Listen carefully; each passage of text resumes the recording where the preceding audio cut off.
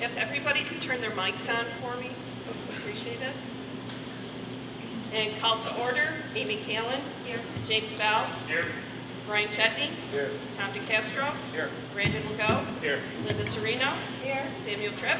Here. Alexander Cummings. Here. If you could now join me for the Pledge of Allegiance.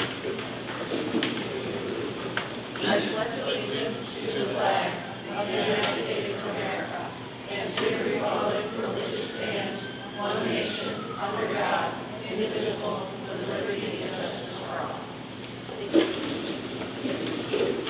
Next on the agenda is the floor to the public. We have one person signed up, Catherine Celeste, and please come to the mic.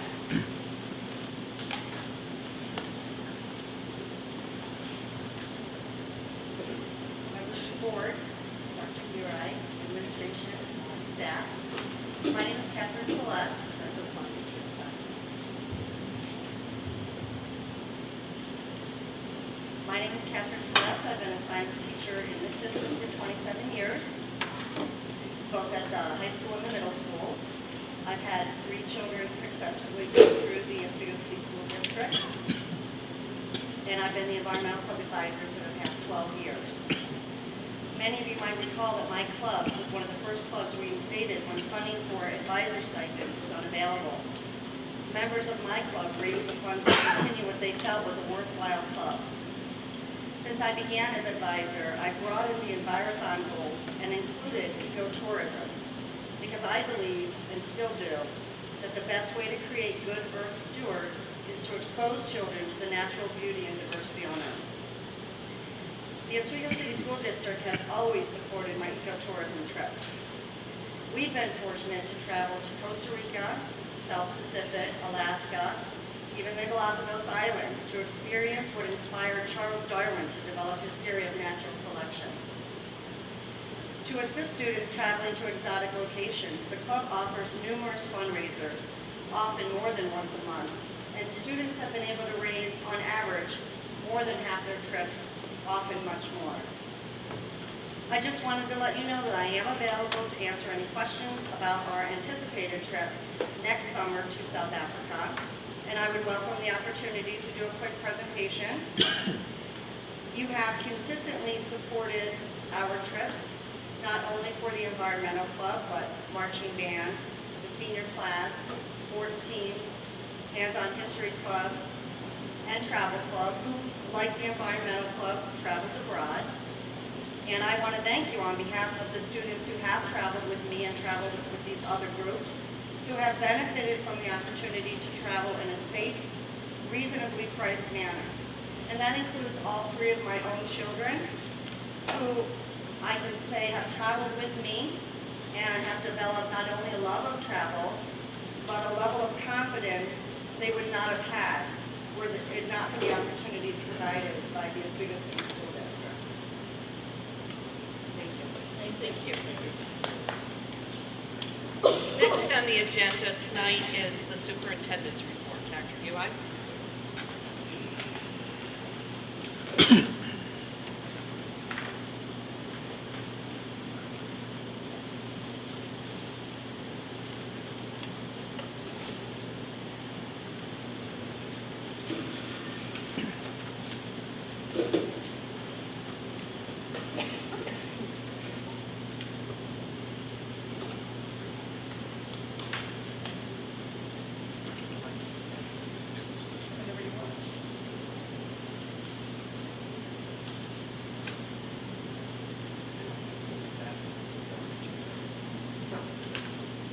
Can everybody hear me?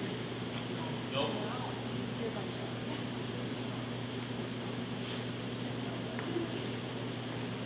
How about now?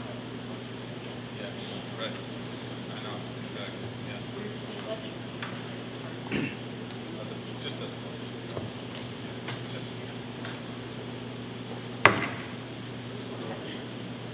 Is that better? You can say I didn't go through the TV program here. Can't even operate the mic. not working. It's not working? Is that better? It's gotta get so loud. I'll just talk really loud. There you go. Is that better? Do a little closer. Can you hear the park topping? No, I don't. You want one? You want me to take a minute and make copies? Maybe after, Yeah. so we can review it. Yeah. And then for the next meeting. Yeah, sure. Yep. Okay, good idea. Only because I'm old and my memory. Well, tonight, as you know, we're going through the second portion of this year's operating budget for the 18-19 school year. It's all over the place. It's all around you. Let's jump to the state aid slide. It's really hard to say. It is not hard to see. It's better on that one.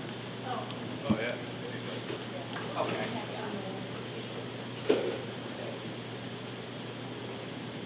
It's hard to see.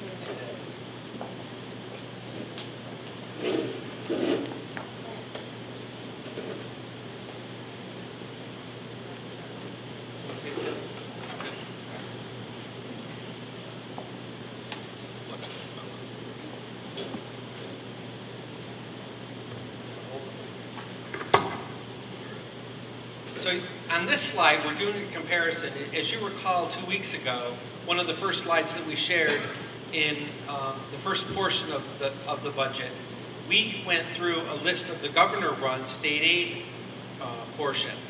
And these are the different areas in state aid. And then so in the left-hand column is the 18-19 governor's run. And as I referenced 2 weeks ago, typically the legislative runs come in slightly to significantly higher in some categories than the governor. So it's helpful when we receive the legislative run because it's much more closely related to the actual numbers that we see in order to build the budget. And within the state aid for 18-19 legislative, you can see that there was about $458,000 increase over what we anticipated getting from the governor. What we don't see is any targeted specific aid around safety and security, which is something that there was some chatter about, what we don't see. Foundation aid, you see an increase in $591,000 from the governor's run, about the same for UPK, about $57,000 increase in Boces aid from what the governor proposed. High cost aid is slightly smaller, and that just could be due to the time that the runs were sent out.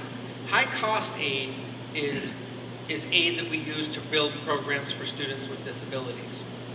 The next category is private excess cost. That's for private placement for students who have special ed needs and need to be in some private placement. You can see that they're not changing those two areas that are significant. The next is hardware and technology, a slight decrease from the legislative perspective. We have software library textbook, which also is a slight decrease. Transportation aid is also decreased. We'll talk a little bit more about that in a minute. And then certainly our building aid.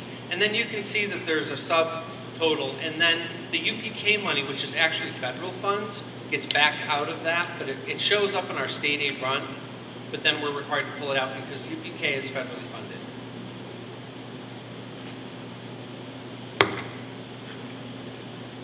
The total increase in state aid from the previous year is actually $5,800,000. So we did really well relative to the other districts in our region and certainly in our city Boces. Unfortunately, though, the great increase is still puts us in a little bit of a tight spot because, as you will remember, last year we used $4.3 million from reserves and fund balance. So we were fortunate to get the increase of about 5.8 because those monies have been spent. And as you've heard me singing for the last 3 years, when you use reserves and fund balance, you're artificially building your budget because it's not renewable. Once it's spent, it's gone. It's not a constant source of revenue. So it's helped us out in that regard. But it doesn't give us a great windfall to build the instructional portion of our budget. We're trending well this year relative to our budget, and we anticipate having some surplus. We're going to have a lot more conversation at the budget workshop next week on the 10th about what that actually looks like. And Nancy's going to do a presentation on the tax cap calculation and the complexities that we face this year as a small city school district relative to our our state aid, our tax cap, and some other revenues. So as I've explained before, we have three component parts of our budget. The capital, which is what we presented 2 weeks ago, and that's our principal and interest on our debt and our borrowing, and then our facilities and maintenance. The second portion that we're running through tonight is administrative. And the categories that fall under the administrative portion of the budget are Board of Education, Chief School Officer or Superintendent's Office, Business and Finance, Personnel, Technology, and then BOCES administrative budget, which is our portion of what it takes to operate the city BOCES. And then the third portion that we're going to talk about, and we're going to start talking about at the budget workshop, is program, or the instructional budget. And that's the portion that's so important. That those are instructional programs, classroom teachers, support programs, and other things like that. This shows the departments that are included in the administrative budget that we're going to talk about the numbers tonight. Board of Education, and under that district clerk, district meeting, which is the cost of running meetings, Chief School Administrator, Business, Auditing Services, our Treasurer, Tax Collecting, and Purchasing. Then we also have Fiscal Agent, which for us is Fiscal Advisors, that's our fiscal agent. We have Legal Cost, Personnel Office, Records Management, Security, and then our central systems of storage, mailing, and printing, and our data processing. The third column is School Association dues, assessments on school properties. So those, when we get challenged, we have to, if those challenges are successful, then we have to pay back those differences. BOCES administrative costs, which is based on our WADA, so it's not like we're paying 1/9 of the BOCES operational costs. We actually pay significantly more than that because of the size of our district and need. Curriculum development and supervision, which be Carrie's department, as well as some secondary instruction. Supervision of special programs, which is student support services and special educational services. And then the supervision of regular school, which are principals and staff within our schools, and then in-service training.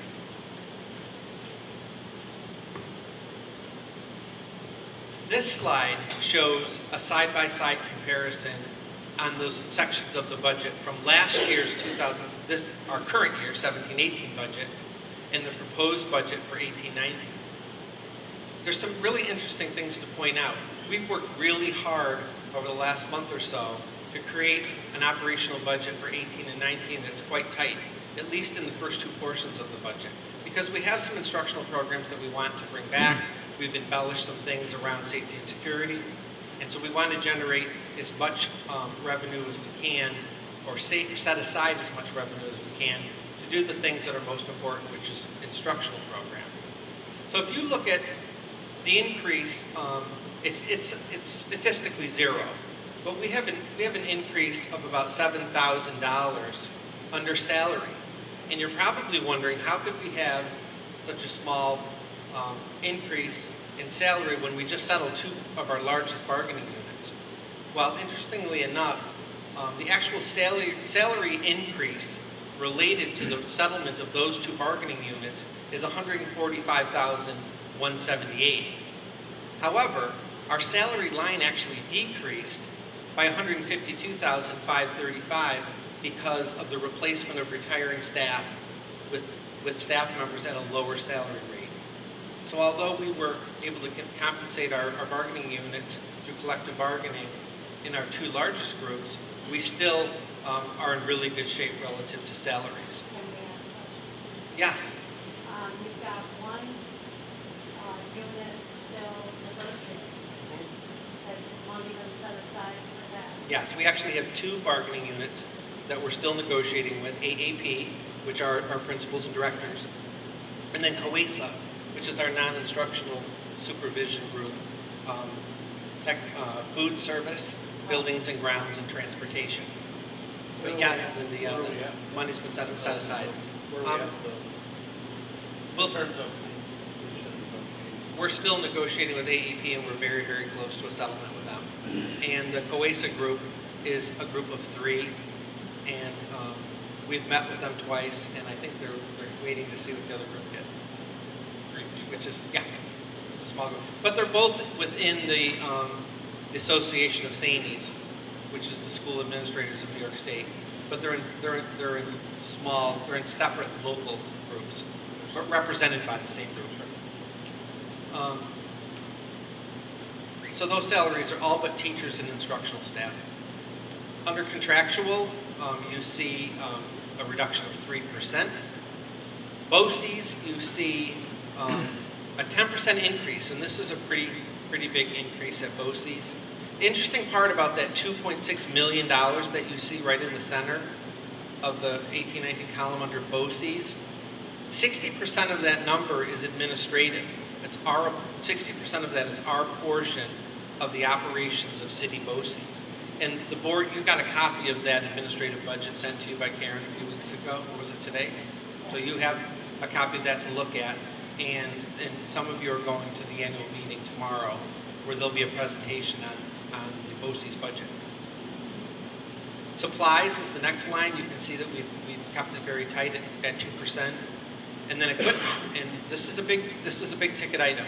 We've had a lot of talk over the last few years, and I have a desire, and it's been discussed at the board table as well, a need to create a cyclical replacement process for school furniture. So we've built about $109,000 into equipment to start setting up a system for replacing more creative workspaces for students and staff. What kind of effect does $109,000 have? How many rooms do we get to do for that? That's a really good question, Jim. We're not sure, but we thought that $100,000 number was a good starting off place, and we haven't really started pricing out rooms. But I can tell you that as a principal, and I used to replace one classroom a year, like a first grade, but from desks to tables and chairs, and I was able to do that probably $5,000. I would think. Yeah. And some of our principals have done that in the past, and they've replaced classrooms 1 year at a time. So if we did that one. Yeah, so this could be 10 to 20 classrooms, Yeah. or an entire grade level, or we're not sure how we'll go out with that yet. Right. So that's a snapshot of what the administrative budget looks like. Some dates that are coming up next. Probably the most important date from the board's perspective is the budget workshop. And our timeline is a little different this year because on 410, we're going to have some complex conversation about what the instructional recommendations are for that portion of the budget. It'll really be a smorgasbord menu of things that we're recommending at central office go into our instructional program. But it has to be tied to some presentations by Nancy and myself about the state of our tax cap, state aid, the level of comfortability that the board has with increases in the tax levy. And so it all has to kind of happen together. So we're going to do this a little bit differently this year. We're not going to build the instructional budget completely until we have this budget workshop, because our tax cap is far higher than what we would expect it to be this year. So we really need to talk about at what level of that tax cap are we comfortable going out to the voters for, understanding what the actual impact on the levy might be and the tax rate. It's pretty complicated. Nancy's explained it to me about 5 times. I'm almost there. So we really need to talk about that. She's the one that enters into the formula calculator, so she understands it better than anyone. Yeah. Also in the budget workshop, we will also have the opportunity to see different departments, their list, their wish list, priorities. And what Yep, they're that's asking all for. part of the instructional budget. Yep. Do we have a time yet, or we're fine on the time? I think I was assuming we were going to do it our regular time, In the evening, because morning's not good for people. I have a state code training. Does that work for you guys? Do 5 in o'clock? the evening, I think that's what we're anticipating. And then that leads us to the following week. So there's going to be a lot of conversation about the instructional budget. And then the very next day, Nancy and I will finalize the instructional portion of the budget and then send it out to the board complete, all 3 sections. Because on 417, the program budget has to be reviewed. There has to be, I'll do a all three component presentation to the board that you've already seen. And the budget has to be adopted by the board on the 17th to meet the time requirements before the public hearing. Which is, we always adopt the board one meeting before the public hearing. Brandon? So, yeah, sorry. Go ahead. Something that we're, obviously going to have to be aware of is that we had a voice with the community in terms of tax increases and the impact. Sorry. Thank you. So something that we need to be cognizant and aware of is I think the public had a general outreach about with the capital project and how they reacted around that, right? Noise around the city in terms of tax increases and stuff like that. So we're going to have to be obviously very aware that people have had it. They're tired of the increases, and I think that's something that we're going to have to be sensitive to when we go through our budget workshop and start to have those discussions. That's the most important reason to have the budget workshop at that juncture, before we build the instructional and what's the most expensive portion of the budget, that we have an open dialogue with the board about what your level of comfort is around what the community will support and what we can sustain, balanced against what our tax cap is and what. Yeah, we're going to have to take some time and review that. It's important. I think they sent a message when the capital project was voted down. Yeah, some people did. Yep. For sure. And then 5.1 is the public hearing. That's the full presentation in the public hearing. And then that leads us to the school budget public vote on May 15th.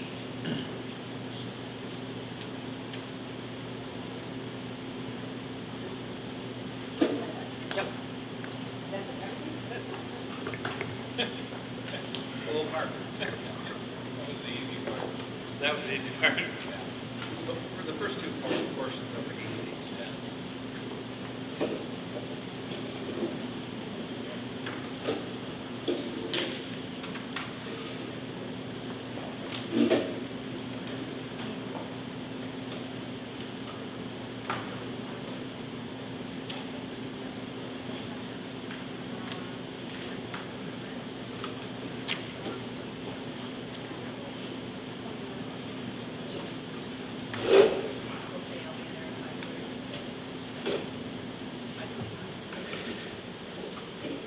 Dr. BOE, do you have any other items for the superintendent's report? Okay, next we'll move to the consent agenda.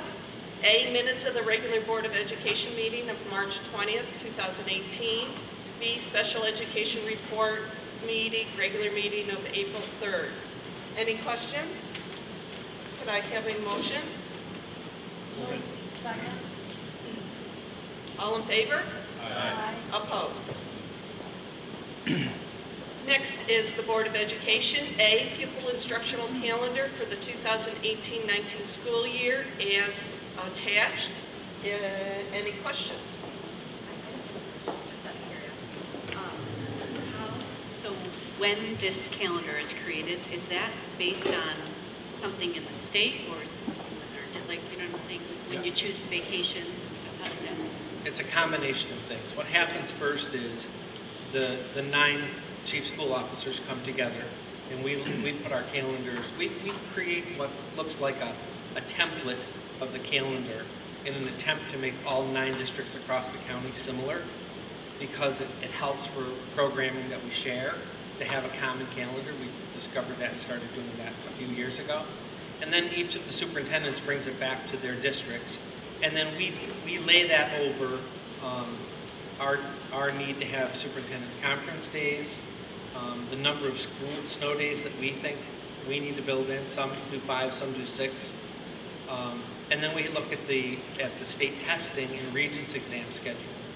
So we lay all those pieces over it, and then it goes out to the teachers group, and they review it, and they provide feedback, and that's required in their contract, that they be able to see it and provide feedback. Not necessarily that they can change it, but we like to And very often they'll give some perspective that is unique that we want to consider. And then the superintendents come back together again, and we look to see how we're different, and then negotiate how we can bring things back together that are more similar. And then once everyone is sort of settled on what the calendar looks like, and our February and April breaks are aligned, and we have the required number of days with the number of snow days that we need built in, then we bring it forward. Could I have a motion, please? Move it. Second? Second. All in favor? Aye. Opposed? For tonight's meeting, there is no items for curriculum, so we'll move to personnel with Dr. Sweeney. Hello. 7A, we have a professional retirement. Upon the presentation and recommendation of Dr. Ui and the school board, we accept the following item. Professional retirement for Janet Knight from Minetto. Whereas Janet Knight has served the students and staff of this school district as an AIS RTIM reading teacher for the period September 1st, 1979 to the present, and has been a most responsible, conscientious, and dedicated staff member in service to the school district. Now therefore be it resolved that the members of the Board of Education of the Oswego City School District hereby acknowledge the faithful service of Ms. Knight upon accepting her resignation for the purpose of retirement, effective July 1st, 2018, and we express our grateful appreciation to her. Any questions? Motion? I'll move it. Second? Second. All in favor? Aye. Opposed? B, before I read Sharon's retirement, I just wanted to bring your attention, it is effective December 1st, which we had talked about last time. Sometimes it takes us a while to fill a position, and she is one of the 2 high school secretaries and an integral role in January Regents exam, along with a host of other things. So she was kind enough to give us plenty of notice for her retirement, and that gives us the opportunity to start looking early in the fall. So B, upon the presentation and recommendation of Dr. Ui and the Board of Education, we accept the following support staff retirement: Sharon Holmer from the Oswego High School.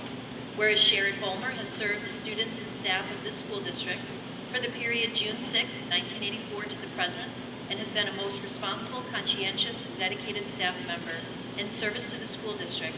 Now therefore be it resolved that the members of the Board of Education of the Oswego City School District hereby acknowledge the faithful service of Ms. Volmer upon accepting her resignation for the purpose of retirement from the position of typist effective December 1st, 2018, and we express our grateful appreciation to her. Any questions? Motion? Second? Second. All in favor? Aye. Opposed? C, professional staff recommendation, leave of absence. Abby Molinary, an elementary teacher at Riley, she is extending her maternity leave through the end of the school year. And Chad Whitney, a social studies teacher here at the high school, has requested a leave to cover a period of time where we're so proud of him, he's been accepted into a state trooper program. And so this is the time where he'll be doing his physical training, and it allows him the chance to try it out, but return if something were to happen and it didn't go forward. Any questions? Motion? Move it. Second? All in favor? Aye. Opposed?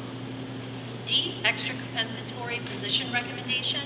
Heather Sweeting has actually been an OHS part-time music teacher for many, many years, but because of the new contractual language around the number of buildings that a music teacher is in and the stipend they receive, we wanted to make sure that we brought it forward to you to realize that Heather is in 3 different buildings teaching music to our students.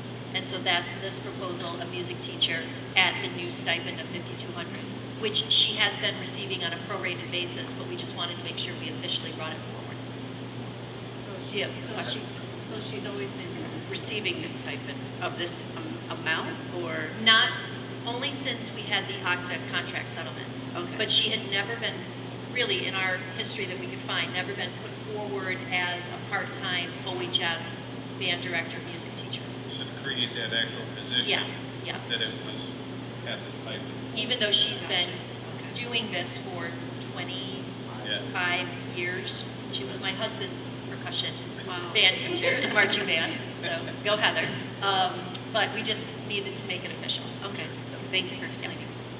Could I have a motion, please? Move it. Second? Second. All in favor?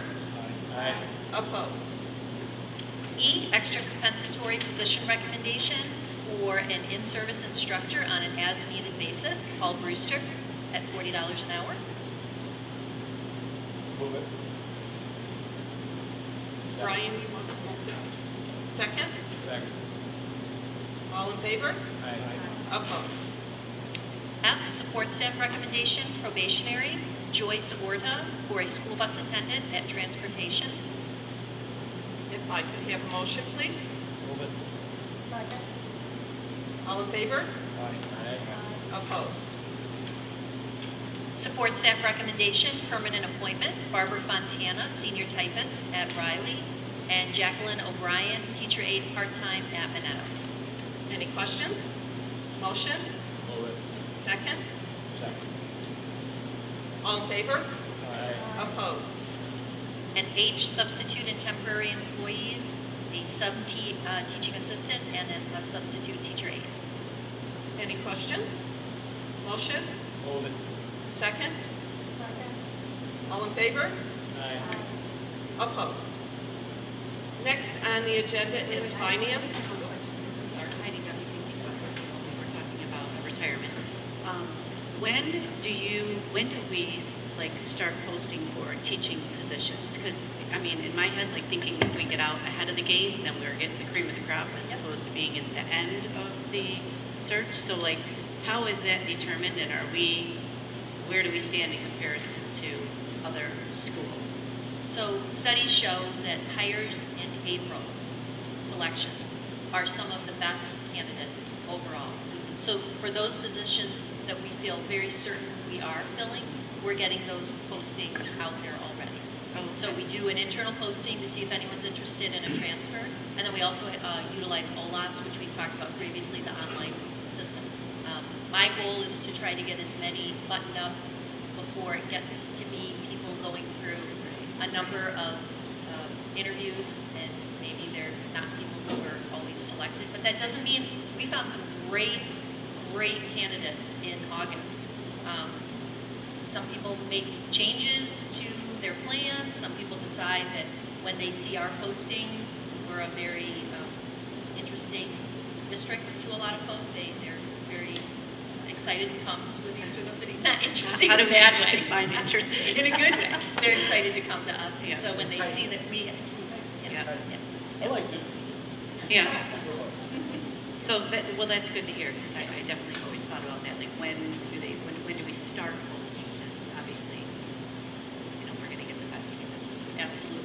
Of course, we're getting, we had some good ones at the end, but, yeah, the most people looking is right now. okay, thank you. In some cases, in fact, I can waive the 90-day period for someone to put the retirement in. If they want to decide they want to retire, we want to waive that so that they can move forward, and so can we. So we have done that once previously already this year with the reading specialist from the elementary school that we needed to get ahead of. Next on the agenda is finance with Nancy Squires. A is the request for a budget transfer of $6,927.76, and that is taking the money from state aided software and transferring it to state aided equipment for technology to purchase Chromebooks. The next one is a budget transfer of $3,000 from vehicle repair in the building facility to plumbing supplies to cover monthly open POs and any additional costs. And then the next one is a budget transfer from various accounts, $2,000 for vehicle repair, $3,000 from vehicle repair, $300 from equipment repair, $2,000 from equipment repair, $700 from equipment repair, and these are to different accounts in the facilities and building and grounds for electrical supply, paint, lumber, glass, and plumbing supplies. Can I contribute to that? Sure.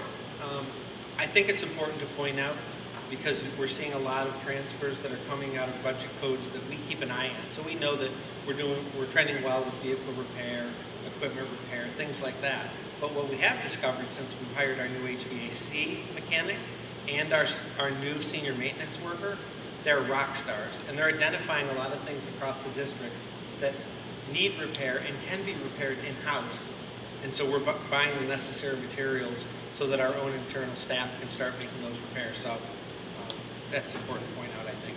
I would think some of the excess in equipment for vehicle repair, because last year we purchased a couple of 3 new vehicles for that department. That's correct. Well, and last week, we moved, or 2 weeks ago, we moved $300K for equipment.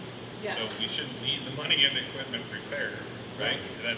Correct. That's your, And some of the need in the plumbing and electrical probably has something to do with the new office for the Ed Center, which our people did the work there, was probably they budget last year. That's correct. Absolutely. well, I know the plumbing definitely wasn't, because I sent them a letter that they needed a new meter for Yes. Layton, and that was over $3,000 Yeah, just for the meter.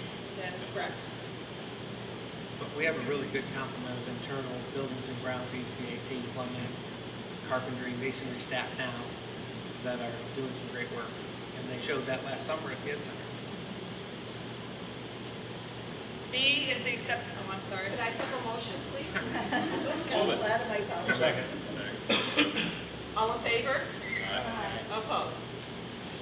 No, we can have a little thing here. B is for the board to accept a donation from Frederick Layton Home and School Association for picnic tables, valued at $1,641.74. Any questions? Motion? Move it. Second. All in favor? Aye. Opposed?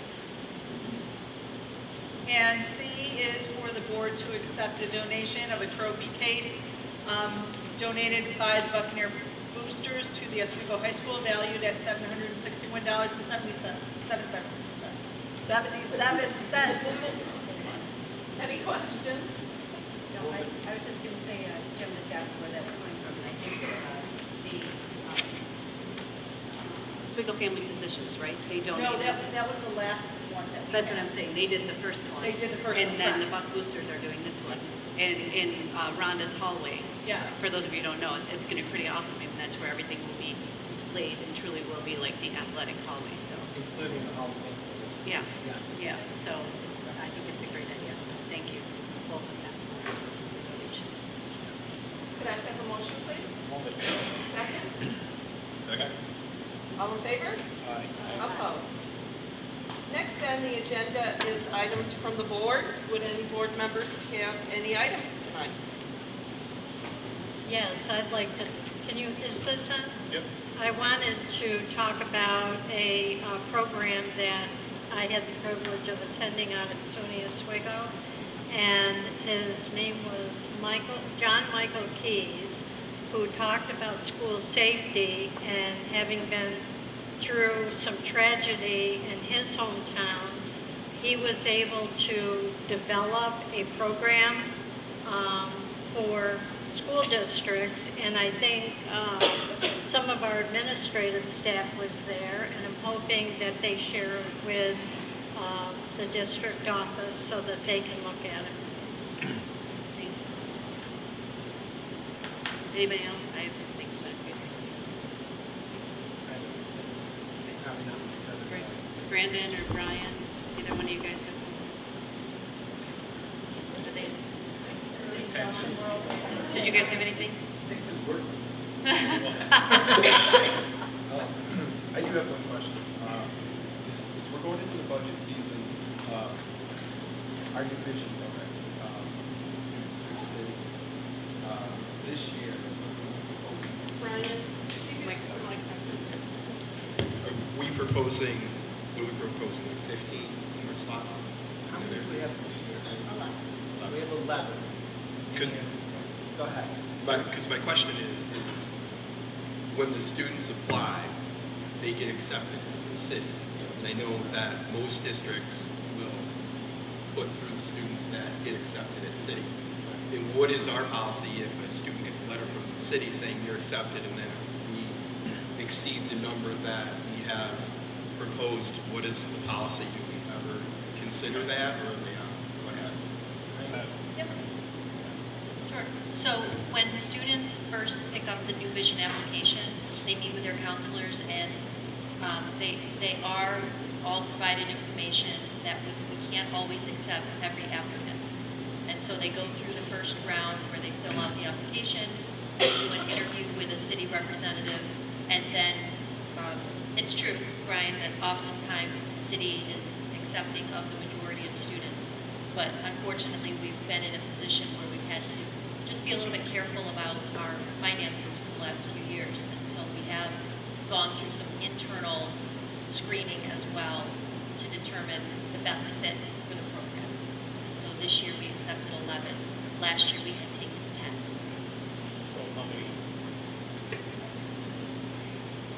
So how many applications were processed? This year I believe Mr. Wallace told me there were 17 or 18. 17. 17. 17 for 18, 19. Yep. Yes. And we took 11 last year, you're saying. I mean, I guess, I'll speak for myself, and I've said these things before.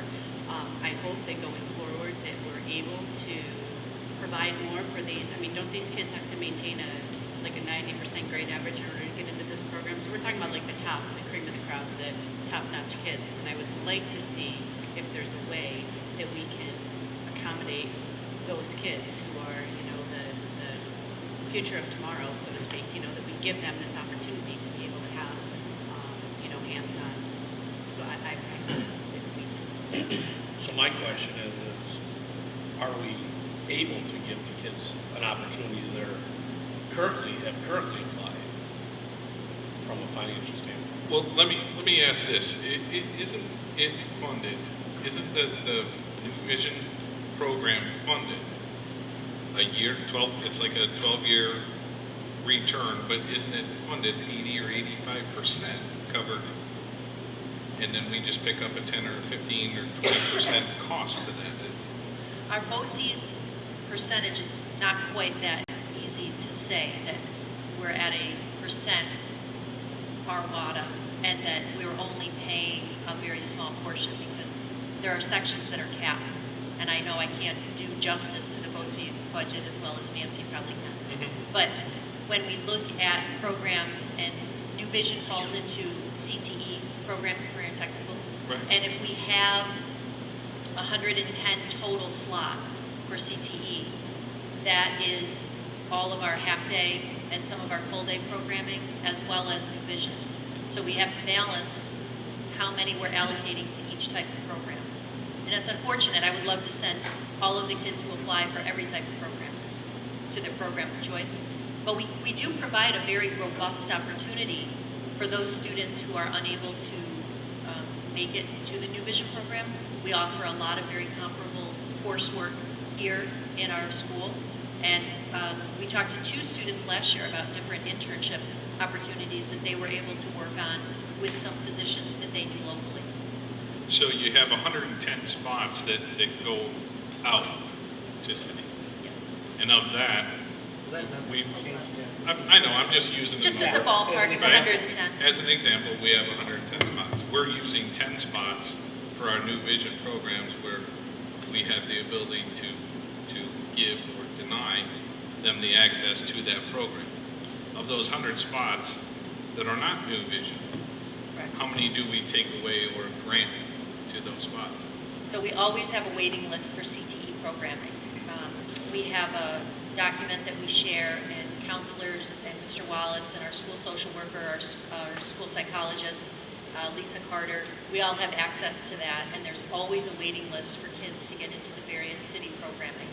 So in every given year, if we took 110 spots, just for a ballpark number, and last year we allocated 11 to New Vision, we have to be also cognizant of the fact that limiting access to CTE is different than New Vision, because New Vision is considered enrichment. So that's a little bit different than regular CTE programming.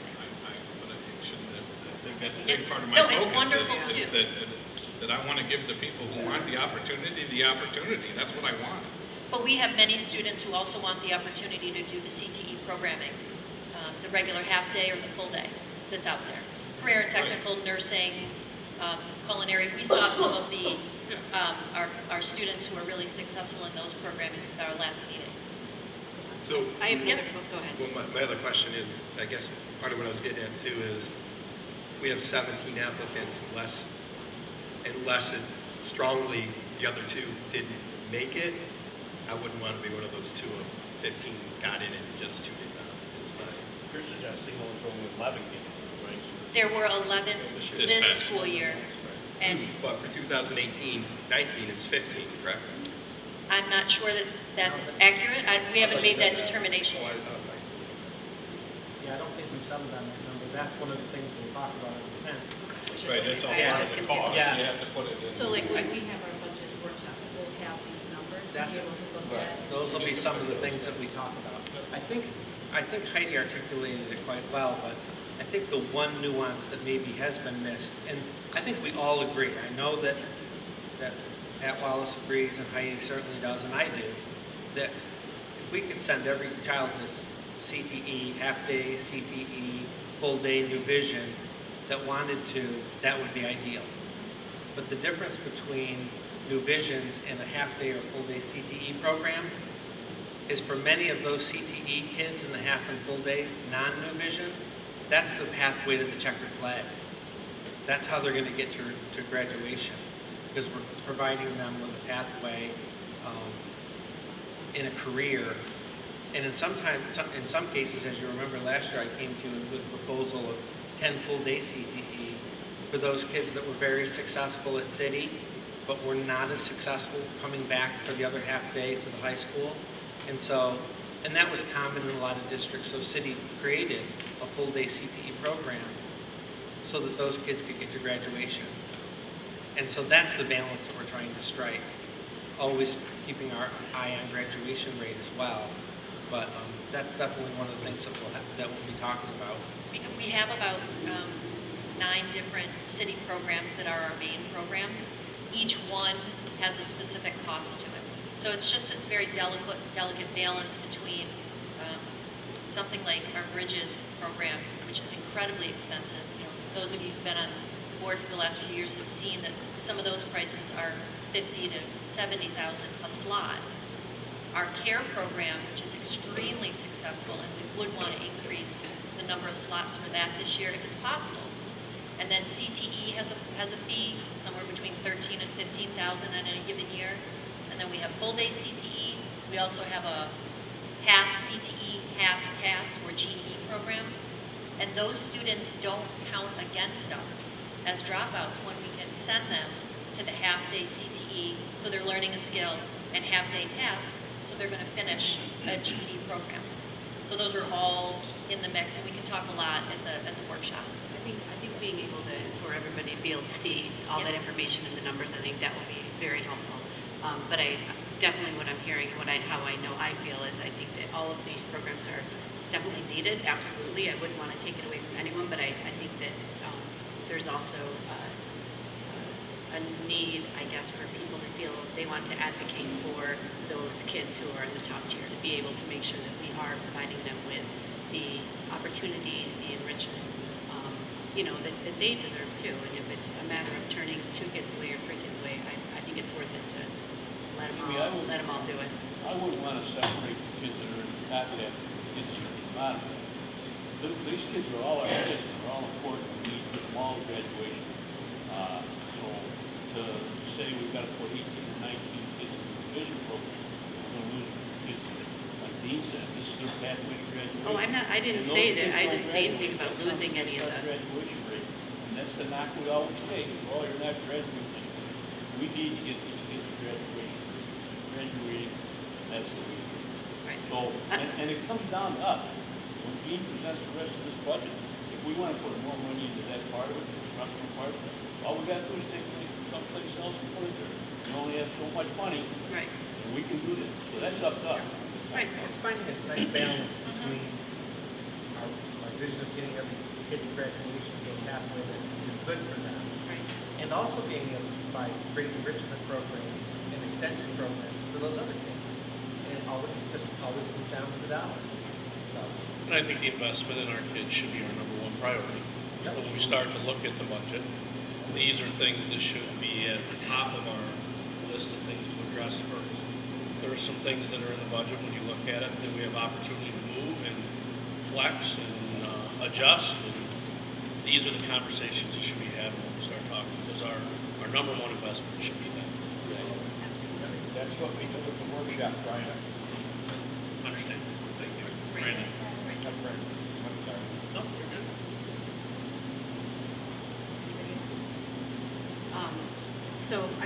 Linda, I wanted to thank you for saying, because I wanted to go to the same presentation that you went to, and I had another presentation in Sandy Creek on allergies that I went to that was offered for all of Oswego County, and it was awesome. It was fascinating. I'm fortunate that no one in our family has any allergies, but to hear some of the really scary stories was very eye-opening for me. So what that made me think, and a lot of the presentation was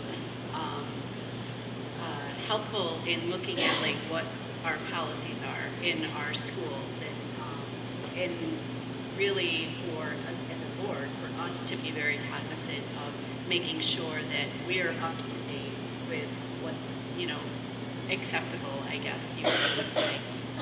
And it was simple things like, well, not really simple, I don't even know, we don't need to get into it, but I would definitely like to create an opportunity for us to look through those policies and see where we're at now that I went through this training. Just things like if I don't even know if kids are allowed to self-carry EpiPens, or they talked about, not only do we have to be concerned about those kids who are already, I hate to use the word labeled, but we already know that they have an allergy, but also the kids who haven't found out that they have an allergy. So for them, an EpiPen could be life savings. And what they were saying is, that now you can have those in the nurse's office. That's not for a particular student, but if something like that. And then they talked about having them in different areas of the school, not just in the school nurse. So there was just a lot of things that, current data and numbers and information that they gave us that was really important, and I would love to share it with the rest of the board. Yeah. Yeah. Right. I think that'd be great if we could organize that so that she could. Yep. Can I elaborate on that a little bit? Last year, Mary Volkmer chaired a committee called the Wellness Committee, and I sat on that committee, and we met for 4 months, Mary? And that was one of the things, and this was mandated by the federal government.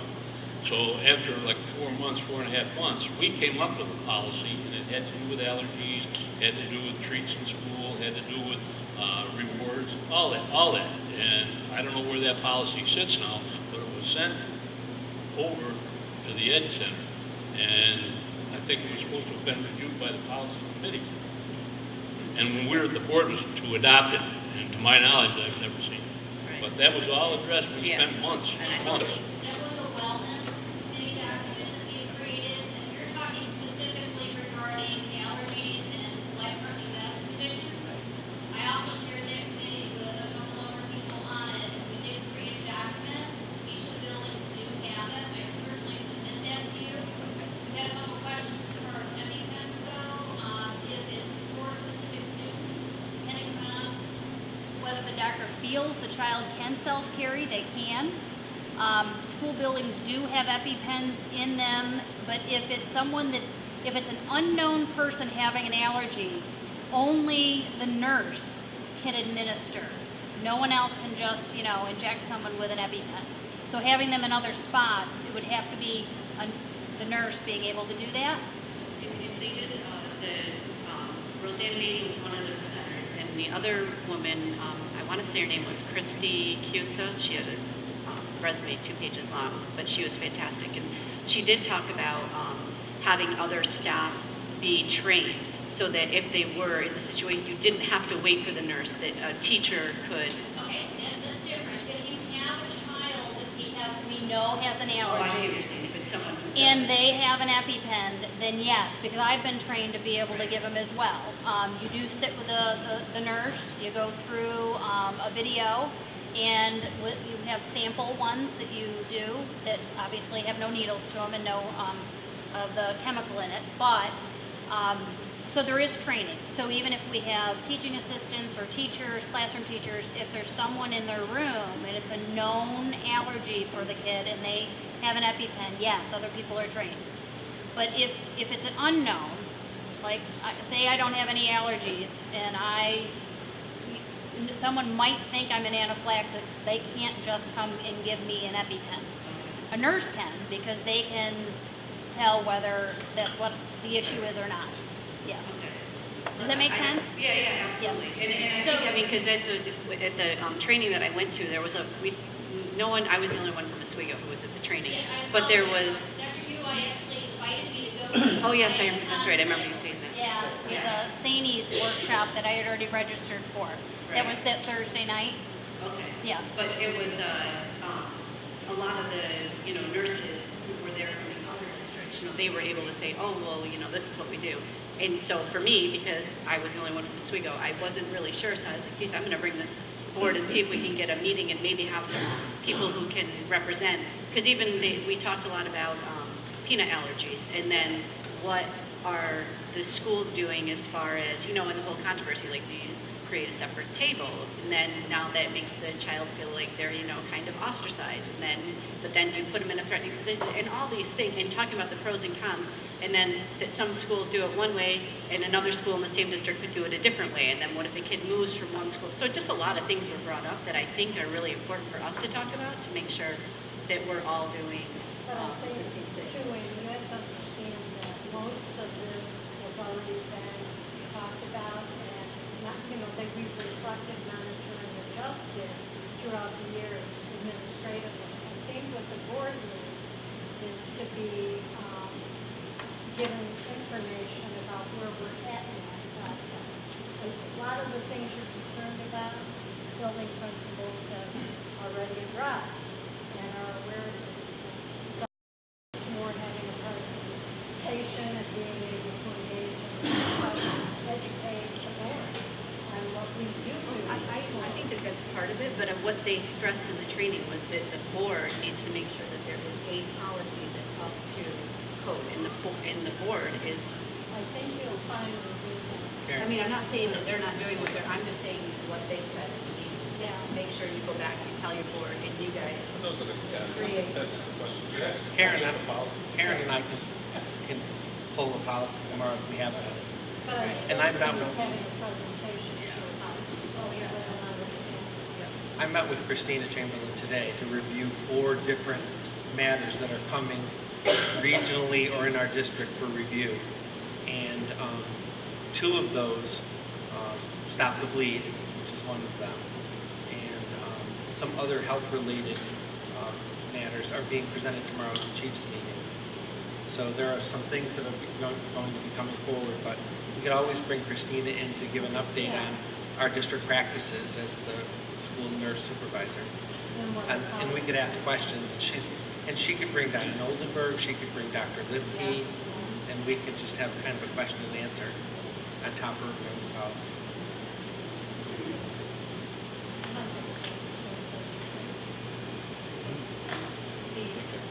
Okay, I just have 2 other things. One, and this is just for the board, for us in doing our mid-year evaluation. So if I haven't gotten any of the board members, I know I've gotten some of yours, evaluation that I sent out just for us to evaluate the goals that we set in September, see where we are. We're a little bit past mid-year, but if everybody could get those into me, that would be fantastic. And then the last thing that I had, I think we talked about this in another meeting. Was it the last board meeting? And we talked about collaborating with other organizations within Oswego. And any of you guys who are on Facebook, I'm sure you probably already saw this. But we were talking about the importance of, the school, with the school board collaborating with different organizations, entities, whether it's, the SUNY Oswego or the Bellis or the City of Oswego or whatever. So, what's that? yes, the county as well. And I think we all agree that that's extremely important. So what this is our mayor put together a pamphlet that will be, or actually is already at, what is it, Novellis, Oswego Health, where the other two places are. Remember? It's on the back. On the back, it tells you who, it lists who the collaborators are. So his idea was, you know, when these people come to Oswego, how do we get them to stay here? And so the booklet is absolutely beautiful, and all of the contributors sent in on his request information about their business, they're part of. I mean, there's stuff in there from the Renaissance group. I mean, I can't. You really have to look at it to really see the beauty of it and the fantastic idea of it. And obviously, you know, we can't argue about the fact one of the biggest parts of why a family or people would choose to live in Oswego is the schools. So there is a small little section on there, but for some reason, basically we had talked about it at the board meeting, and I hadn't seen it yet. I just saw it on Facebook, and I was like, oh, I want to go check it out. So I called Shane Steffian, who put all of this together for the mayor, and asked if I could get a copy of it because I wanted to share with the board an opportunity that we collaborated. And when I went to pick it up, our name is not listed on the back of it. Do you know why that is? We were never asked to contribute. We were asked to distribute. We would be able to put the materials in our buildings, and we acknowledge that. But that's the same question I had at the time: was why wasn't a district invited to be a contributing organization to the recruitment of literature? Right, because it's So I had the same question. So there were several of us that, myself included, that didn't see the district on the back, which is very frustrating, right? This So is it's a missed opportunity. This is an opportunity for us to be able to emphasize how great our district is. And it's a pamphlet out there to the public. It's a pamphlet that we will use when we're trying to pull somebody in to have them live in the area, to work in the area. And again, I think it's a missed opportunity. From what I understand, there were several opportunities or several times that the city reached out to the district, and the district, I'm not sure if we didn't respond or if we didn't respond appropriately or timely, but we missed the opportunity. So I think, again, I don't know what happened, but it was certainly an opportunity that was missed. I was never approached about this project until we were asked to distribute it.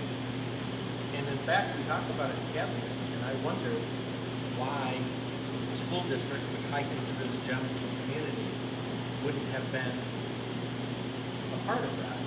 So I assumed that it was, they focused on industry, major employers, but so are we, a major employer. So I have the same question. So specifically, Mayor Barlow was the one that probably, and I'm assuming in his cabinet, led this charge. Yeah. Are we suggesting that they never reached out to us to ask us to be involved into organizing this? I'm not suggesting, I'm saying they never reached out to be part of this project. And prior to, I'm not sure when he developed this, but prior to that being developed, there were a few years where the district was in a little flux with administrators coming and going. I'm wondering if that may have been in the works during that period of time. So I think my suggestion, maybe it's reaching out there, and we contact Mayor Marlowe and see where the missed opportunity was, whether it be by email, by phone, or maybe it's even time that we sit down with some of their cabinet and his organization and see how we can collaborate on things going forward. I think we're missing the opportunity to jump on board with what he's got going on and the great opportunities that he's presenting for the city. As he's presenting these opportunities, it'd be nice for him to be able to plug and present what we are doing well here as a district. And if we're not doing that, then we need to kind of mend that or bring it together so that we are collaborating with the city, so that he can speak and his cabinet can speak well, and then we can absolutely raise our district, right? Get it out there in the public. Right. So So let's not miss this opportunity that we have now, right? Is that this is something that goes out and it hits the market and encourages the people that may have the opportunity to live here, right? We give them reasons why. There's a couple of things on the pamphlet. There's one that we can take as a board, we can adopt. The county started it, the city followed it, the school board should adopt it. And what it is it's a roll-up in taxes based on an investment into the homes in the city or in the district. We'd have to look at it from a couple of different points of view because we'd be dealing with a couple of different assessors. Well, I guess my ask of I guess it'd be Dean and or whoever he would push to is to reach out to the city to say we're interested in being a part of it, because it seems like maybe we're missing some communication. So I don't want to miss the opportunity. So what I guess what I'm asking is that you do that and collaborate and work to that. So that's what I'd like. I don't know if that's popular, if everybody would like that. Yeah, it's important. I mean, Definitely worth looking at. I'm disappointed that the mayor wasn't on top of contacting us. You know, more so than being pamphleted. I think. The first thing people are going to look at when they come to this city is the school district. Absolutely agree. And I think that's The what we very all first agree thing. on. That should be the highlight of that, and we literally have a tiny little square. Her building project went down and didn't knock it off. No, This has been going on. started This has been going on for a while. a year, Yeah, it's been going maybe on. 2 years. Yeah. That he put it together, and I mean, maybe there is a disconnect because from what I was told from the horse's mouth was that messages were not returned. So, So that's interesting because I reached out to the mayor several months ago to set up a meeting on a variety of issues at Center Parking Lot for one, collaboration on other things. And that meeting got canceled, it never got rescheduled. I have met with them before, but the district was never contacted about this project. Well, you were. I was. Right. Right. And Let's certainly- not worry about that, right? Yeah, Let's move so let's forward. move forward. Let's reach out. The next step No, should but I be, think it's important, it was important for me to clarify it because Yeah. several of you have said he did. Yep. And I have a relationship with Bill Barlow since he was a little boy. He's not uncomfortable with contacting me, and I'm not uncomfortable with contacting him. And we have met before. so I think like they So said. I don't we just- know what the disconnection was, but I never ignored Bill Barlow's request to meet or a request to be part of this project.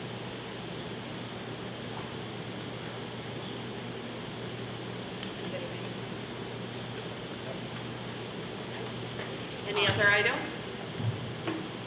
So and we're settled on the 5 o'clock time then, right? So we don't need to talk about with that. Yeah, where are we doing it? It's going to Ed be Center. at the Ed Yeah. Center Yeah. conference room. And I'll send an email out to remind everyone. Yes, probably by Friday. Yep. Oh, and could we get, when we go, could we get the hard copies then Yes. of the Yeah. presentations? So we Yeah. can take notes? Can we get it just like a little bit before? Yeah, Yes. the first section we presented 2 weeks ago is already on the website. We can send it as an attachment. Okay. So we'll send 2 weeks ago's presentation and tonight's presentation as an attachment tomorrow. And then there's not going to be a PowerPoint presentation to review before the 10th because that's a workshop. So will No, there, but will we there will be- anything that yeah. you will have though, Nancy? Because it's easier to, like, when you, I say it all the time, I like to process information. And it is- Right, and you gotta make a decision Yeah. on 10 minutes. The nitty gritty is in the workshop, right? It's Right. not looking line by Exactly. line.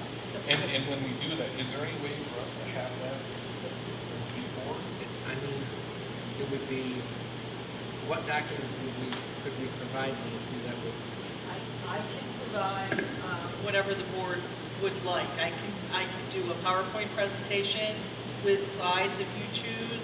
I can even print out the entire line item budget with notes, if that would be helpful as well. But you haven't put together any proposed budget, right? I mean, you're just. I have. We're working on it. I have. So we All can right, see, good. we can see this year's. Because that's how we compared to started last last year's. time. That's what we did last time. Yes. Right. That would be good. Yeah, you give us the proposed, and then we can look at that. But then also what it was, I think, for comparison of this year. Exactly. No, but if we got something to start from, Right. like she said, she could. Right, I'm not sure we know what you I have to want. look at it first to know what I Right, to need see. from you. I think what would be helpful if I printed out the line item budget, it's a 58-page document. What it's going to show is it's going to show all the budget notes, and it's a comparison of what we're already projecting Right. to 17, 18, Right. and the dollar change and the, if that's what you would like. And then we can skip over the sections that we've already done, which are the administrative, unless you want to review those two, administrative and capital, and then just focus on the program budgets. But I will also have some slides to clarify some of the other things that we may have in there that have been added already. And then when we do get to the instructional one, we'll get the PowerPoint presentation in a hard copy. Right, once we've made those decisions, have the conversation, and that will also include, we're getting to the point when we get the instructional portion, we can find the presentation where we have to start talking about the tax levy increase, the percentage that. And you're And the going to final explain number. all that. Instructional part next week. On the 10th. Yeah. On the 10th, and talk about, what percentage increase we're comfortable with.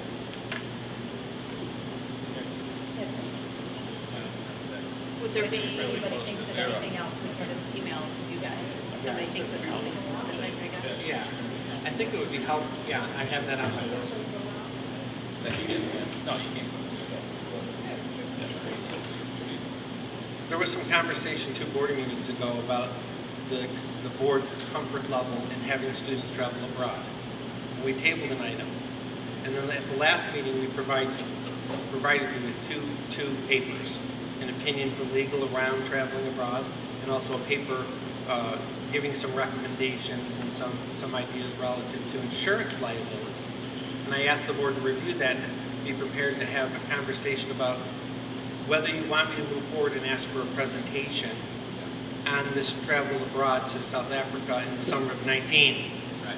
So is that something you want us, do we want to move forward with that and have her talk about it? Yeah.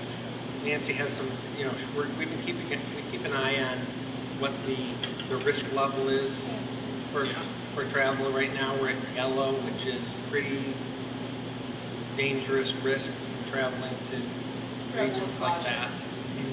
But we'll have this conversation, I think, when she does the presentation, but along with the dangerous part, there's the thing now with people going to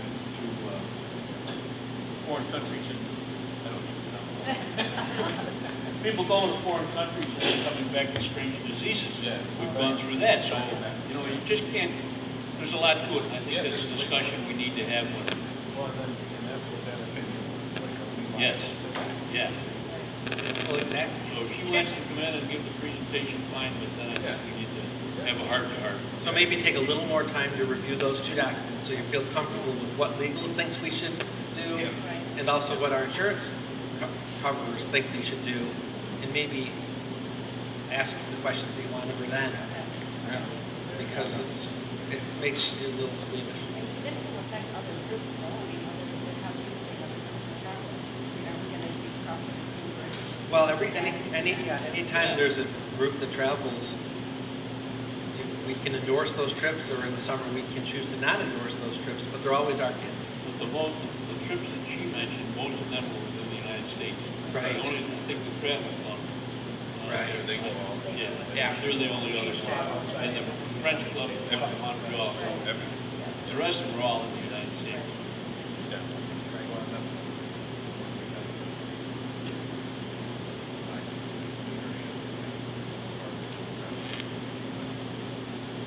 There could be conflict. Yeah. Right. do that, the next regular meeting? Well, I think we'll wait, Yeah, push it we're back. gonna wait until Roll it after, back. after we get through the budget vote. Yeah. Since the trip is not until 2019, summer of 19. But she should know that up front. Yeah. We don't let her keep her hanging, however she gets. Oh, no, we've been communicating with her daily. Right, On that's this. her whole push, right? Yeah. Can't push her off too far. Yeah, her whole Yeah. push is, she needs this to start fundraising. Exactly. So we'll bring her in the end of May. Yeah. That gives her a year, 14, 15 months fundraising. The only other few things I wanted to point out that I forgot to mention during the superintendent's report, but we're having another athlete college signing event on Friday at 5 o'clock in the boardroom. Rhonda, correct? We've already had one of these signing events where we bring a college student athletes in with their parents, and we have a ceremony where they sign their commitment to these colleges. We're going to do one on Friday, and I'm also working with Robert Dumas to do similar signing ceremonies for students that have applied, auditioned, and have been accepted into the music schools. And Brenda and I actually talked about maybe merging those types of things together in the future. But we have some kids that have not committed to their school yet, but we have some pretty high flyers in music and athletics. Well, they're student athletes, so why couldn't you merge with them? We can. We can. But it was just an idea I had most recently. I ran it by Rhonda. She's like, let's do it together.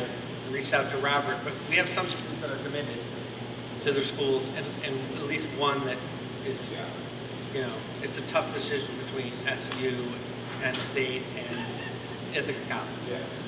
So we'll give them a little time. They have a little time to decide. That's it. Any other items tonight? Will there be a need for executive session tonight? Nope. Okay, could I have a motion for adjournment? Hold it. Second. All in favor? Aye. Opposed? May adjourn.